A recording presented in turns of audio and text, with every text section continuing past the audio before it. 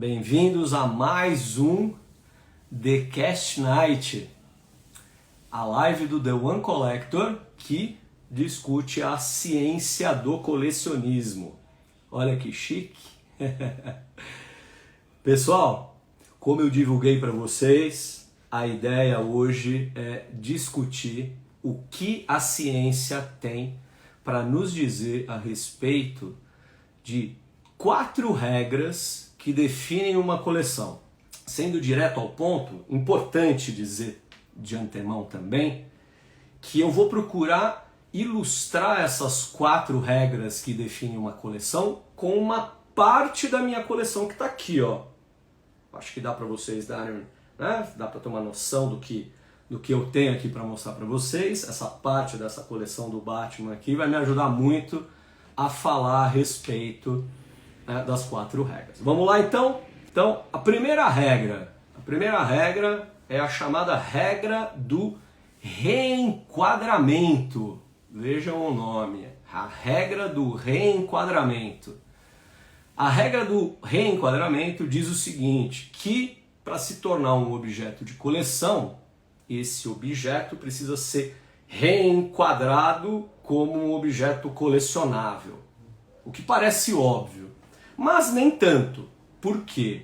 Porque se a gente pensar nos nossos objetos de coleção, as nossas estátuas, as nossas figuras de ação, esses objetos aqui, representados pela minha coleção do Batman, eles já nascem como colecionáveis. Então, eles já nascem como objetos que carregam em si um apelo estético, sabe? Um apelo de apreciação estética, objetos que servem para serem vistos e apreciados.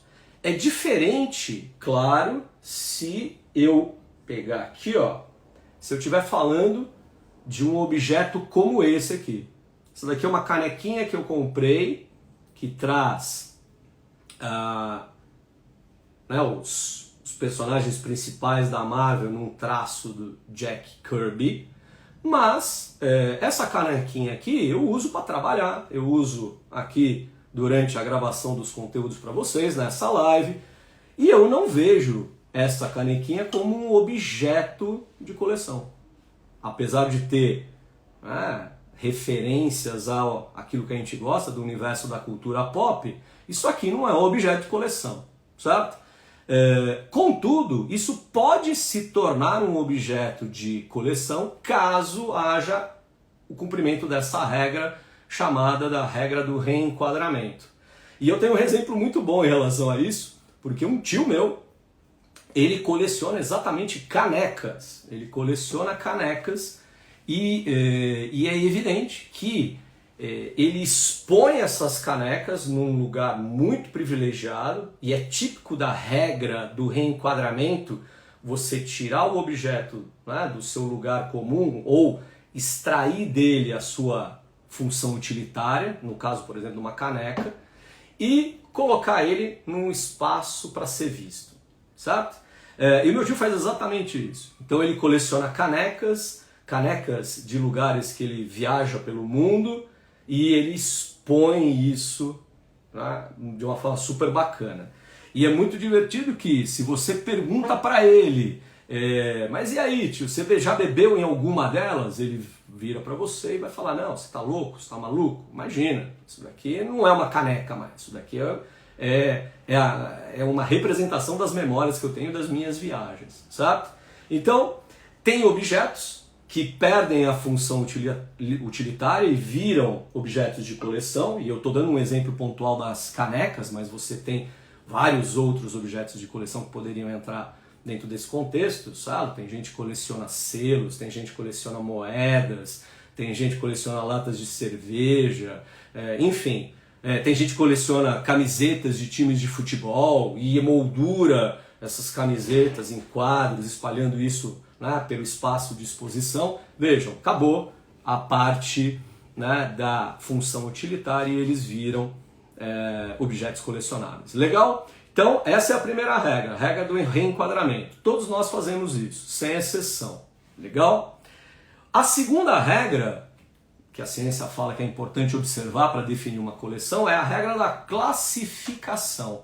Então, é importante que um conjunto de objetos de coleção eles sejam definidos como pertencentes a uma categoria.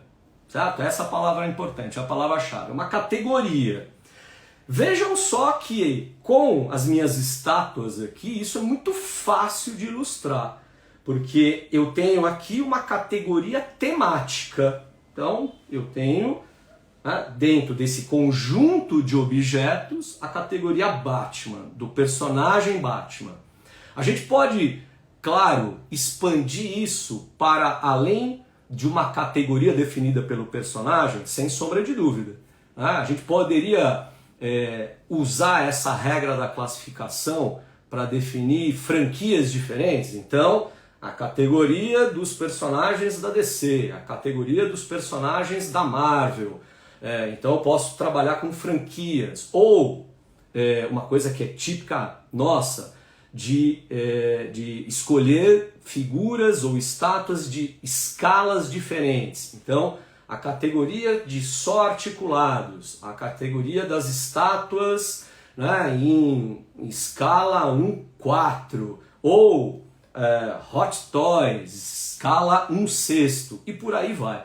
Né? Então a gente pode, é claro, classificar por sets temáticos. Então a categoria que representa o desenho Thundercats, pega lá aquelas peças Thundercats da Iron Studios, você tem todos os personagens que representam a franquia, aquilo é uma categoria, né, ordenada, né, suficiente em si mesmo, certo?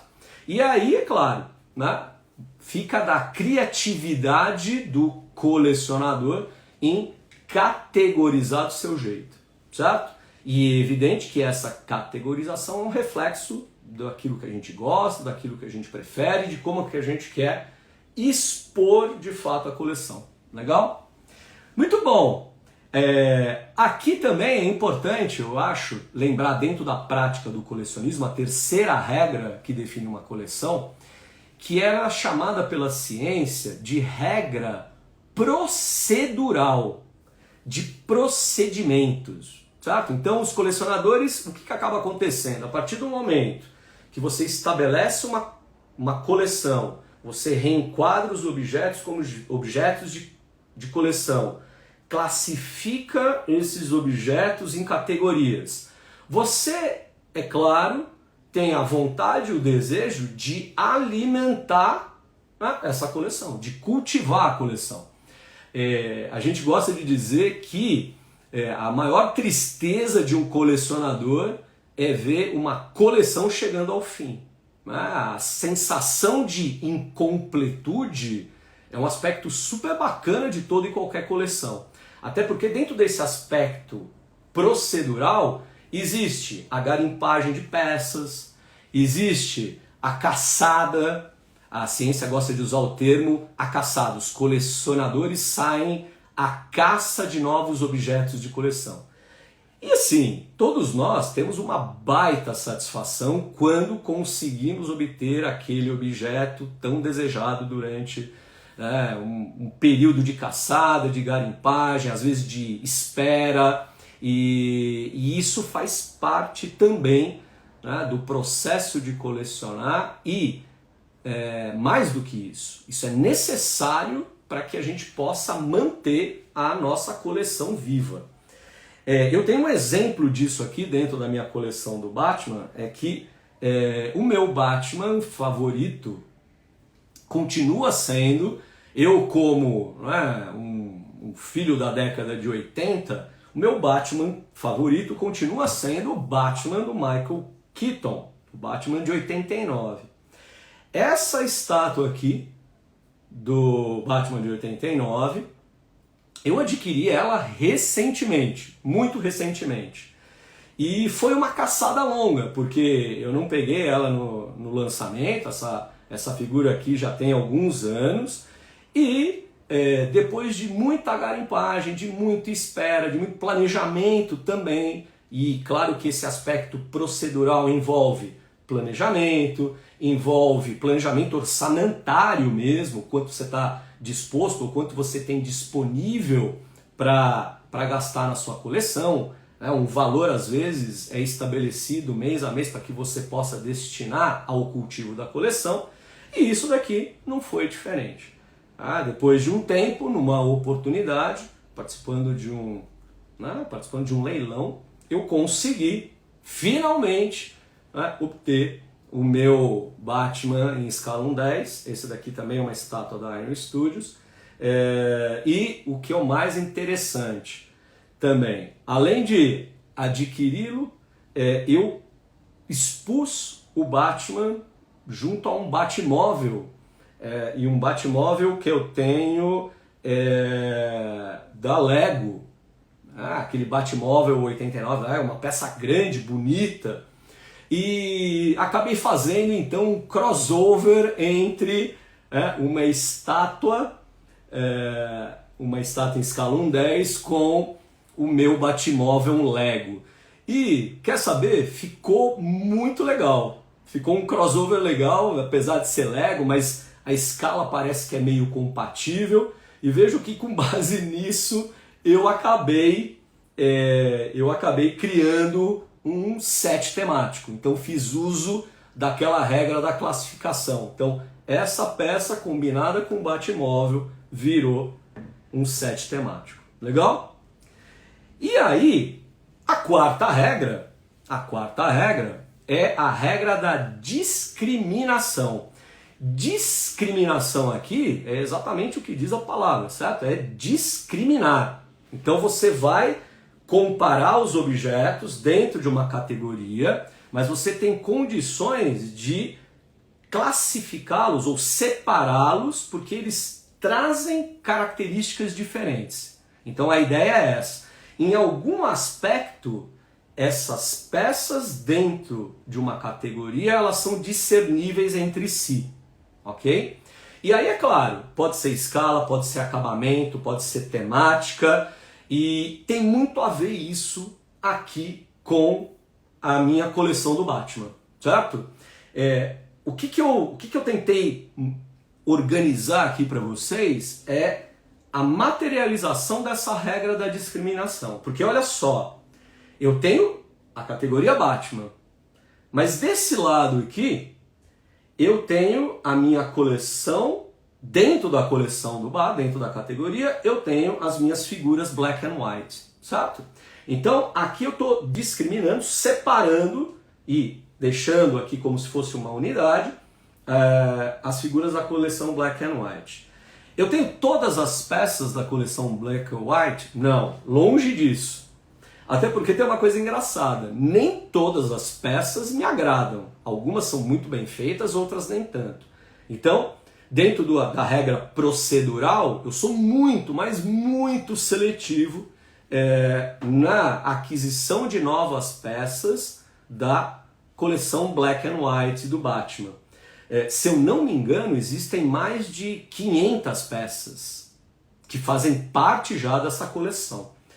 Eu tenho simplesmente 4 delas aqui comigo.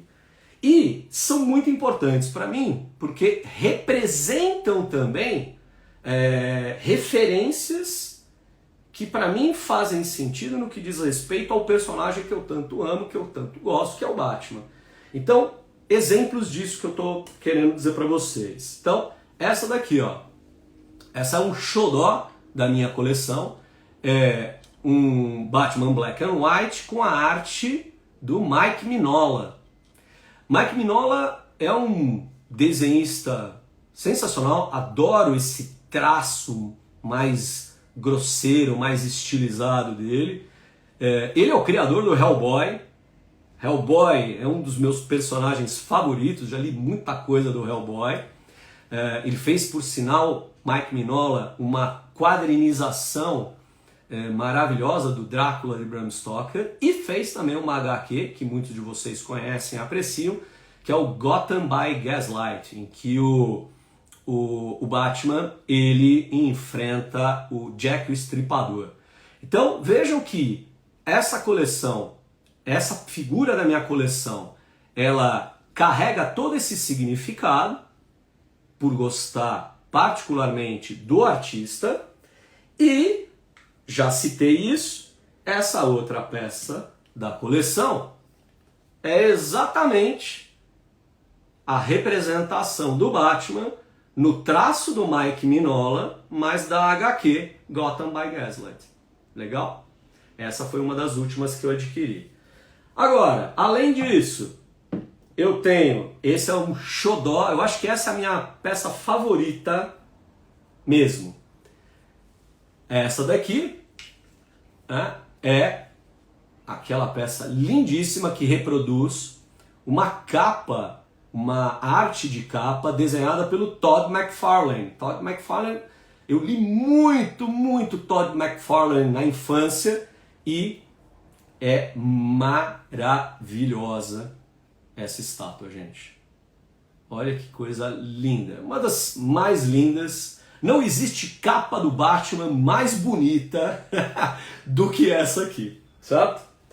E eu ganhei de presente aí de Natal, e é divertido quando você é colecionador, porque a família reconhece que você gosta de quadrinhos, gibis, estátuas, e aí você parece uma criança ganhando presentes assim. Mas eu não reclamo não, é ótimo. Eu ganhei então essa estátua aqui da minha coleção Black and White, que é com a arte do Brian Bolland. Olha que coisa maravilhosa. Brian Bolland, e vejam que ele está segurando aqui ó, a cartinha do Coringa. Porque, é claro, essa é a arte do Brian Bolland da Piada Mortal, o grande clássico do Homem-Morcego, na HQ escrita pelo Alan Moore, e que conta, uma das origens do Coringa. É uma das minhas HQs favoritas e eu tenho ela representada aqui. Então vejam que existe, é claro, um significado individual dessas peças, né? Mas, ao mesmo tempo, essas peças elas são discriminadas em relação a essas que estão aqui, que estão desse outro lado aqui que eu separei para vocês também. Eu tenho outras peças, além dessa, que são do Batman 89. Então eu tenho 2 Hot Toys, esses estão no expositor, mas que são do filme, do primeiro filme de 89, depois da continuação Batman Returns. E essa peça, claro, ela não fica junto com essas outras, fica junto do Batmóvel, como eu já disse, mas essas duas figuras da Hot Toys também, elas são diferentes no espaço de exposição em relação à coleção Black and White, certo? Uma que é solta dentro da coleção, mas ela ganha uma posição de destaque, eu deixo bem em frente ao meu expositor, é essa daqui, da série animada, que, apesar de ser a série animada ela carrega uma grande inspiração em tom, em temática, em estilo do filme de 89. A trilha sonora da série animada é uma releitura da trilha sonora do filme do Danny, com o Danny Elfman. E então ela é individual, mas ela também mostra aqui o meu apreço que eu tenho, pelo desenho animado, pela série animada. E uma outra que vale a pena destacar, que é essa última que eu separei aqui para vocês, essa aqui é mais pesadona. Tem gente que gosta dessa figura, tem gente que não gosta, mas é indiscutível que essa estátua, essa é uma da DC Collectibles, essa é uma estátua numerada, é a 1453 de 5000, do Batman do Frank Miller. Frank Miller é o meu quadrinista favorito de todos os tempos, sem dúvida. Sou fã de carteirinha do Miller, li tudo o que ele publicou até hoje, e é evidente que Cavaleiro das Trevas é referência no que diz respeito ao Homem-Morcego. Se não a melhor história, junto com a Piada Mortal, as duas melhores histórias do Homem-Morcego. E essa estátua aqui também reproduz, assim como a outra que eu mostrei para vocês do Todd McFarlane. Essa daqui reproduz a capa do número 3, se eu não me engano, do The Dark Knight Returns. Tá?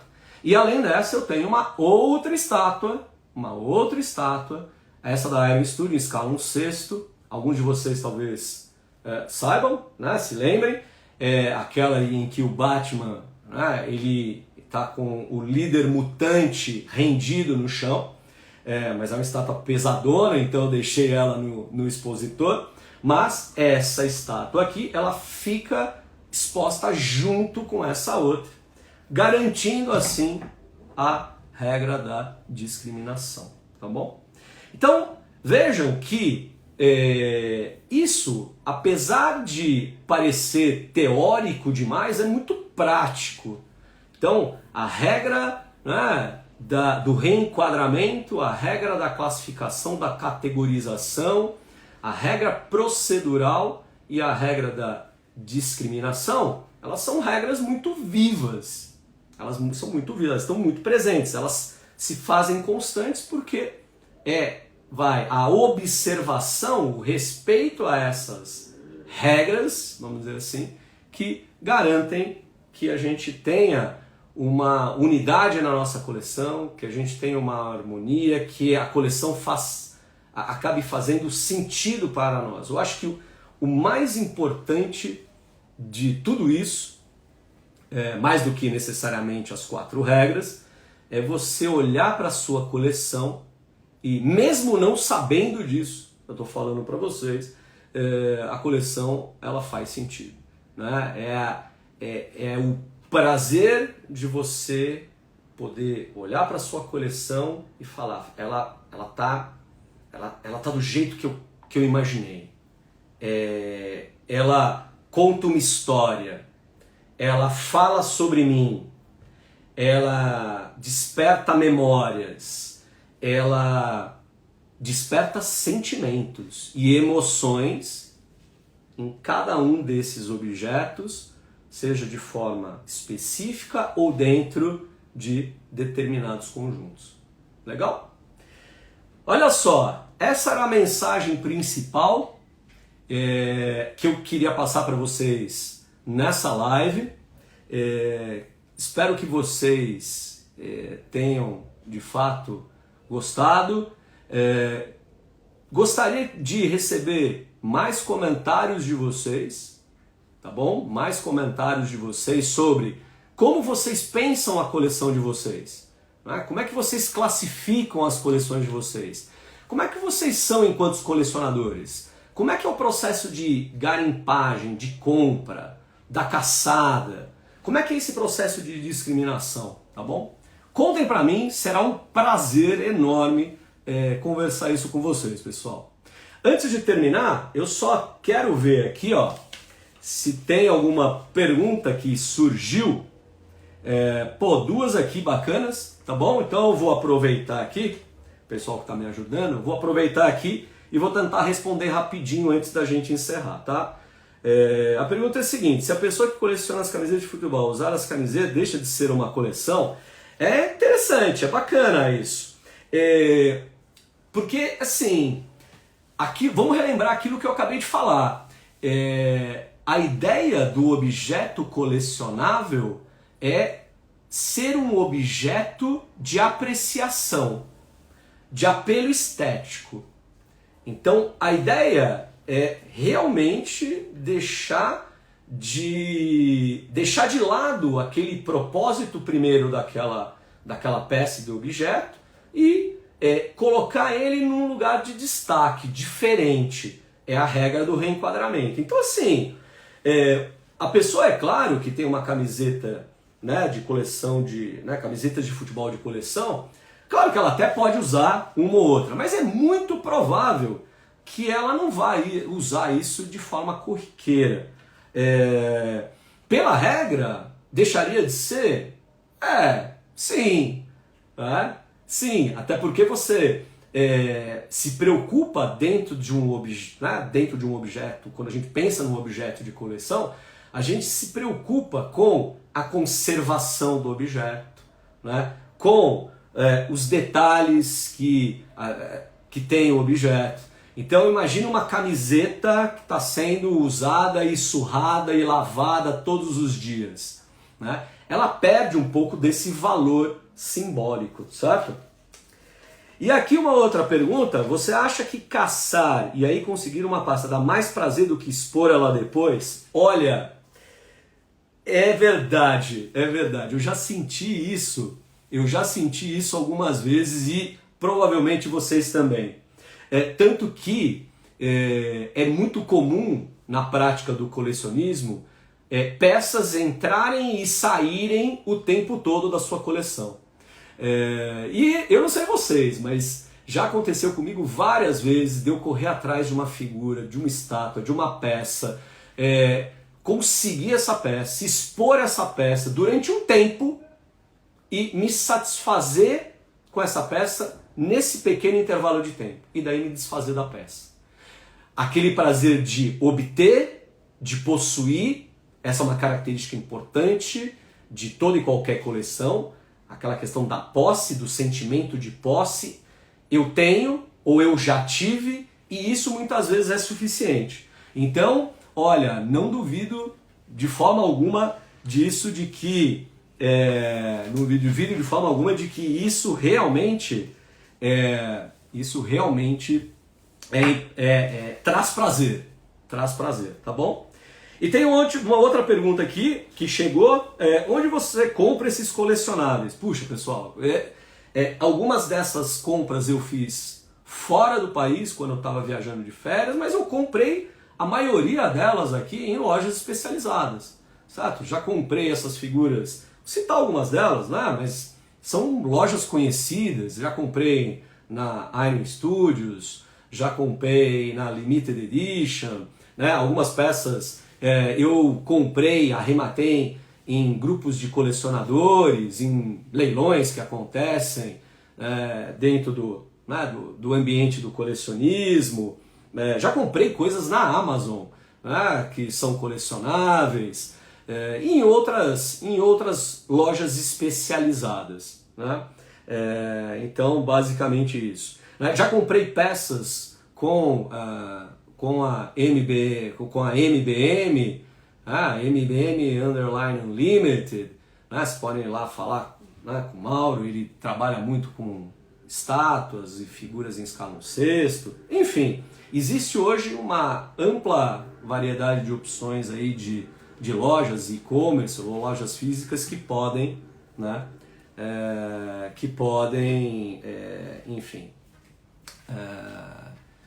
atendê-los, tá? E lembrei, também tem uma loja maravilhosa, tem um e-commerce funcionando agora, da loja da Marvel, que só vende produtos Marvel, que é a Marvel by Dream, tá bom? É um e-commerce, tem a loja física deles vale a visita, pessoal, porque a loja física ela proporciona uma baita experiência estética, assim, a loja é linda, fica no Shopping Dom Pedro, lá em Campinas, então vale a pena conhecer e visitar, mas eles também, para quem é de longe, para quem não é daqui de São Paulo, quem não está perto da cidade de Campinas, pode comprar via e-commerce também, tá bom? Pessoal, mais uma vez, um grande prazer.